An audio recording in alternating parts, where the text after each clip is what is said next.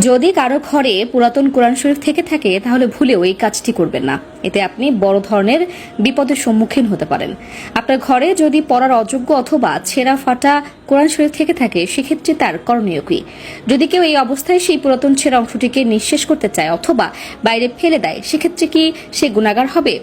যদি এই কাজটি করার জন্য গুনাহগার হয়ে থাকে তাহলে পড়ার অযোগ্য কোরআন এবং পুরাতন কোরআনের ছেঁড়া ফাটা পাতাগুলো কি করবেন? এই গুরুত্বপূর্ণ বিষয়টি জানতে পারবেন আজকের এই ভিডিও থেকে, তাই ভিডিওটি না টেনে শেষ পর্যন্ত দেখতে থাকুন। মহান আল্লাহ তাআলা মানবজাতির কল্যাণ ও সঠিক জীবন বিধানের জন্য আল কোরআন নাজিল করেছে। মুসলিম হিসেবে আমাদের প্রত্যেকের ঘরে পবিত্র কোরআন থাকা আবশ্যক। প্রিয় মুসলিম ভাই ও বোনেরা, আপনাদের ঘরে যদি পবিত্র আল কোরআন থেকে থাকে তাহলে কমেন্টে অবশ্যই একবার আলহামদুলিল্লাহ লিখে যাবেন।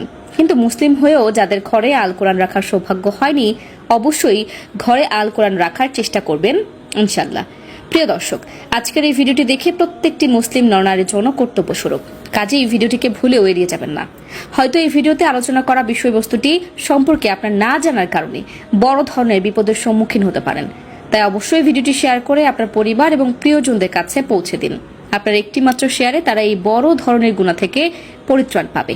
প্রিয় দর্শক, আল কোরআন শুধুমাত্র একটি পুস্তক নয়, এটি একটি পবিত্র ধর্মগ্রন্থ এবং এর প্রতিটি অক্ষর অত্যন্ত সম্মানের সাথে রাখা উচিত। তবে যেহেতু এই পুস্তকটি কাগজের উপরে ছাপানো হয় সেক্ষেত্রে অনেক দিনের ব্যবহারের ফলে সে কাগজটি নরম কিংবা ছিঁড়ে যাওয়ার উপক্রম হয়। অনেক সময় সেটি পড়ার জন্য অযোগ্য হয়ে পড়ে, অর্থাৎ এতে থাকা হরফগুলি মুছে যায়।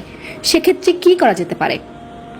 আমাদের মধ্যে এমন অনেক মুসলিম আছে যারা এমত অবস্থায় সেই ছেঁড়া অংশটিকে যত্রতত্র ভাবে যে কোনো জায়গায় রেখে দেয়।